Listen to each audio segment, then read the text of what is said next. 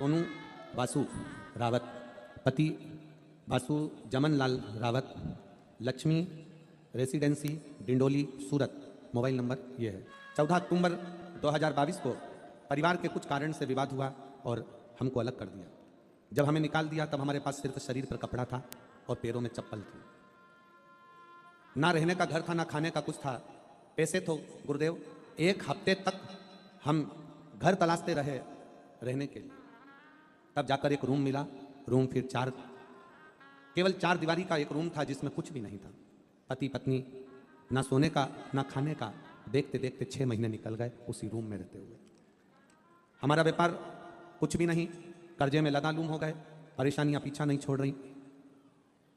पहली बार आपकी कथा सुनी तो थोड़ी सी हिम्मत आ गई, और हिम्मत यह आई कि आपने कथा में कह दिया कि मनुष्य का जन्म मिलता है तो बाबा ने कुछ ना कुछ तुम्हारे भाग्य में लिखकर जरूर भेजा है, हिम्मत मत हारना।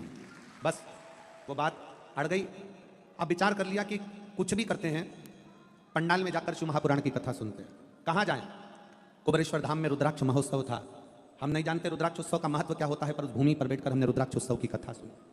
पंडाल में बैठकर जब कथा सुनी, बाबा से विनय कर आए कि कोई भी ऐसा काम धंधा लगा दीजिए जिससे हमारे जीवन में थोड़ी सी उन्नति आए। तब कुबेरेश्वर धाम की मिट्टी को साथ में लेकर आ गए, प्रणाम करते, उस कंकर को एक कटोरी में रखकर पूजन करते और बाबा को बार बार नमन करते। आसपास में कथा होती, पंडाल में सुनने चले जाते। तब मेरे पति ने एक छोटा सा काम चालू करा।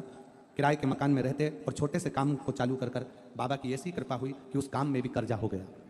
अब काम में भी कर्जा हो गया, पति निराश हो गया, रोने लगा। हमने कहा चिंता मत करो, हिम्मत मत हारो, बाबा सुनेगा जरूर। अपन एक पंडाल में और कथा सुनने चलते हैं। फिर हम वापिस कथा के पंडाल में कथा सुनने चले गए। गुरुजी पंडाल नहीं होता, यहाँ तो कुबेरेश्वर महादेव भंडार भरने के लिए आता है। गुरुदेव सारी दुनिया छोड़ चुकी थी, केवल एक शिव जी पर भरोसा था। मंदिर जाना चालू करा, झाड़ू लगाना प्रारंभ करा, पोछा लगाना प्रारंभ करा, मंदिर में भगवान का श्रृंगार करना प्रारंभ करा, पशुपतिनाथ का व्रत किया, और बाबा ने जो छोटी सी एक दुकान किराए की ली थी उस दुकान को चलाना प्रारंभ करा। और गुरुदेव मैं बाबा का क्या वर्णन करूं, मेरे बाबा ने ऐसा हाथ पकड़ा कि कथा सुनते सुनते बाबा की कृपा से धीरे धीरे धीरे धीरे धीरे धीरे करते हुए व्यापार बढ़ा, मकान हो गया, फिर व्यापार बढ़ा।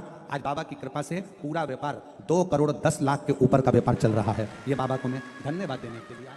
एक लाइन लिखी है, गुरुजी आप कहते हो, आप कथा नहीं कहते, बाबा कथा कहता है, पर सत्य बात है गुरुदेव, ये व्यासपीठ के सामने शिव ही कहता है और शिव ही करुणा करता है।